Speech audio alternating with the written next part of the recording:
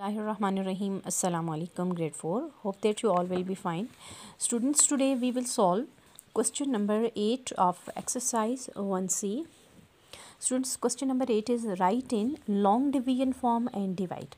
हमें इससे A to F parts given है और कह रहे हैं जी कि इनको लॉन्ग डिवीजन फॉर्म में लिखें और इसको डिवाइड करें।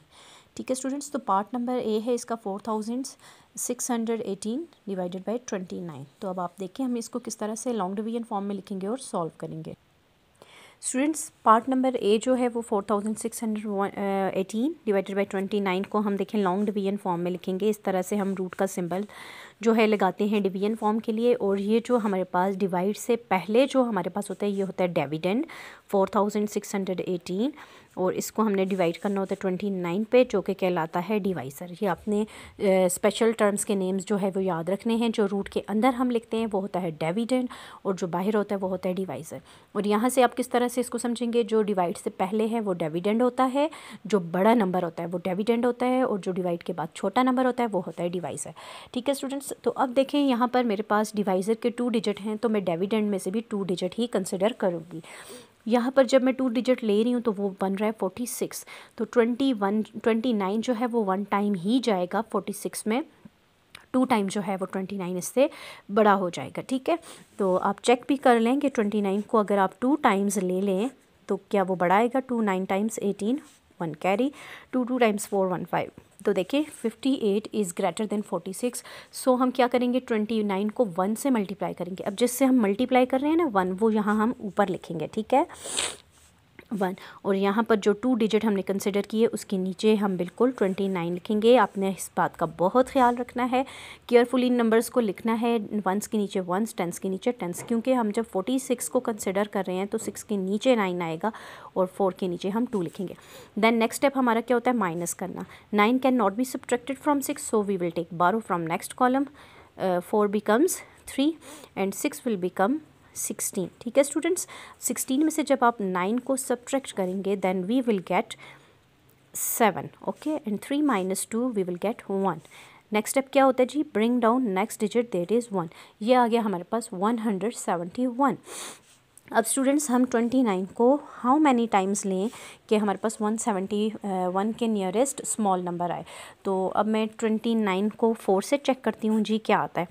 9 4 टाइम्स क्या हो जाता है जी, 36 हो जाता है। 3 कैरी, 4 2 टाइम्स 8, 8 प्लस 3 11, तो ये आ जाता है 116। तो हम इसको चेक करते हैं 5 टाइम्स क्या आएगा जी।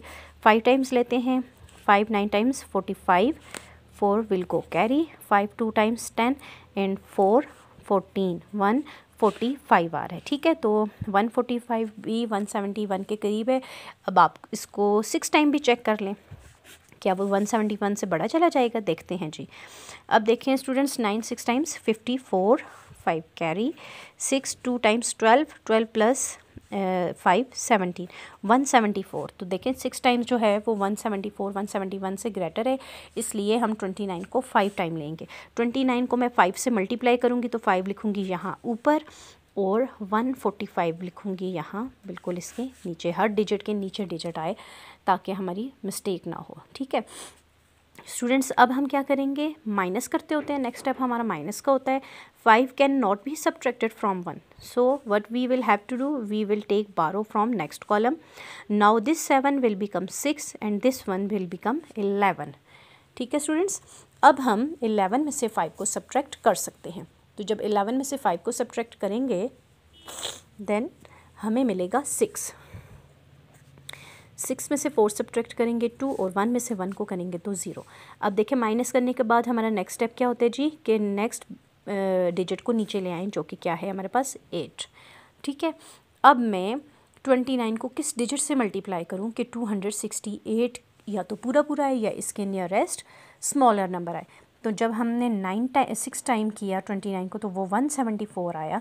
अब हम चेक कर लेते हैं 29 को 9 टाइम्स कर लेते हैं चेक। ठीक है, 9 9 टाइम्स 81, 8 कैरी, 9 2 टाइम्स 18, 18 प्लस 8 26। ठीक है स्टूडेंट, तो 261 is too much nearer to 268।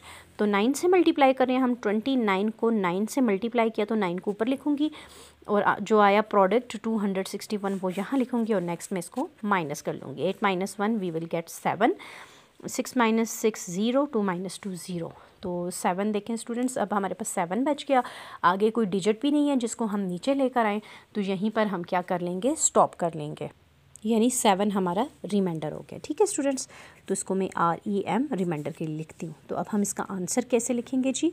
हमारा आंसर जो आया है देखें, 4618 को जब हमने डिवाइड किया 29 पे, तो हमारा आंसर क्या आया, हमारा आंसर आया 159 रिमाइंडर 7। ठीक है, so this will be our answer. इसी तरह से अब हम पार्ट नंबर B सॉल्व करेंगे। ठीक है स्टूडेंट्स।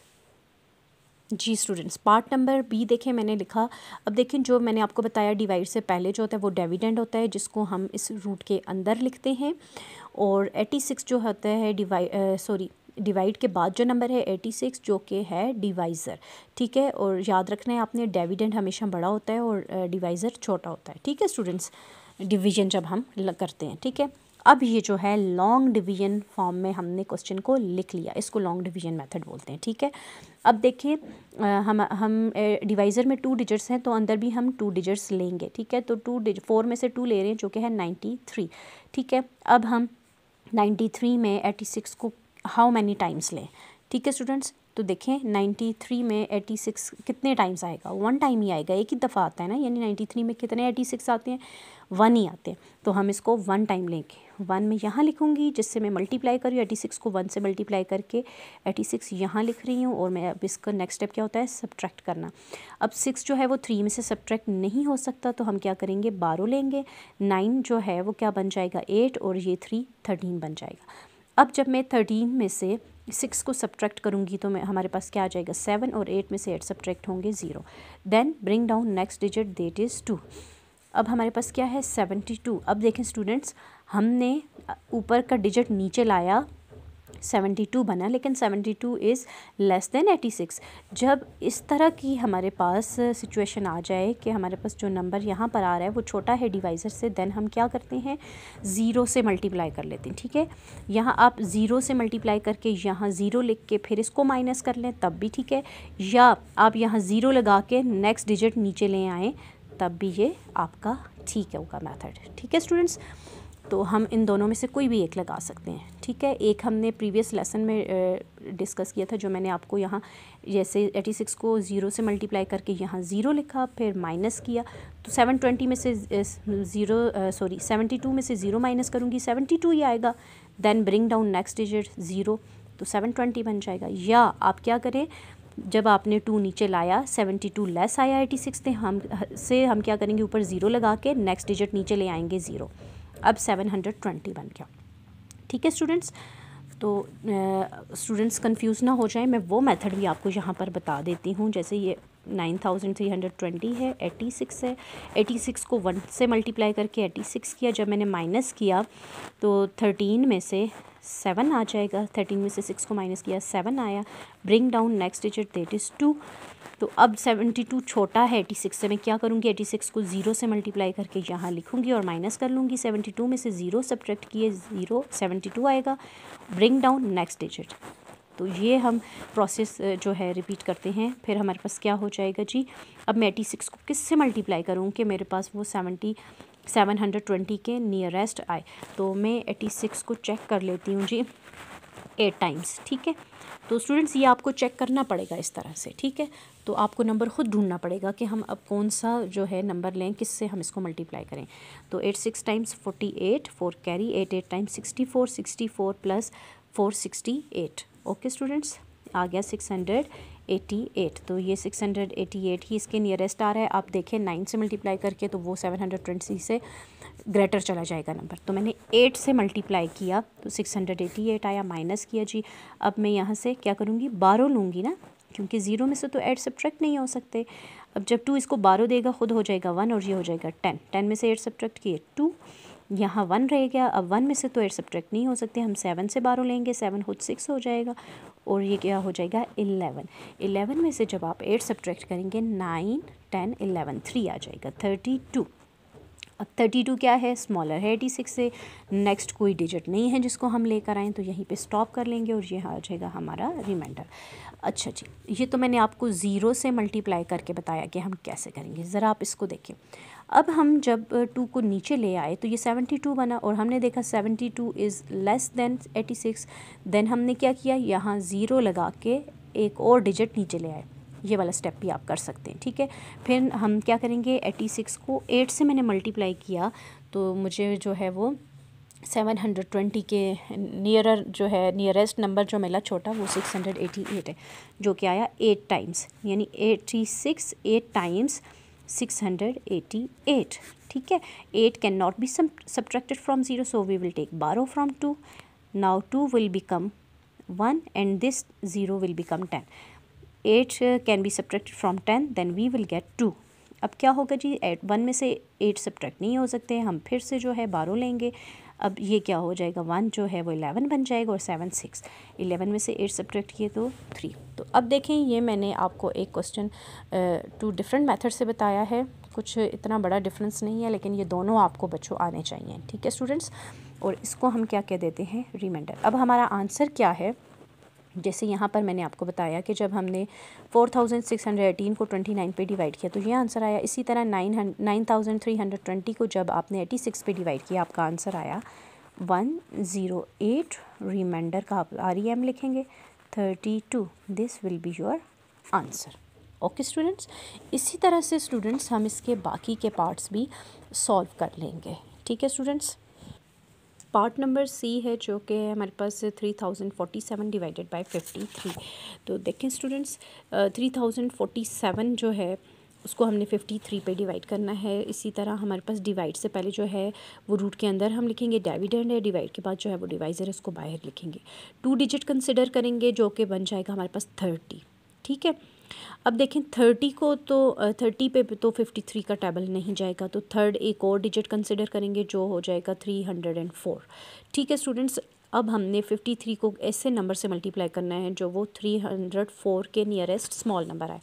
तो देखें स्टूडेंट्स, यहाँ पर मैंने 53 को चेक किया है जी 5 टाइम, जो कि आया 265। फिर जब मैंने 6 टाइम चेक किया तो ये 318 जो कि 304 से बढ़ा जा रहा है, इसलिए मैं 53 को 3 से ही मल्टीप्लाई करके लूँगी। यानी मैंने 53 को 5 टाइम्स लिया, 5 टाइम्स लिया तो 5 को लिखा ऊपर, यानी तीसरे डिजिट के ऊपर। 3 डिजिट्स हमने कंसिडर किए तो तीसरे के ऊपर लिखेंगे 5, ठीक है।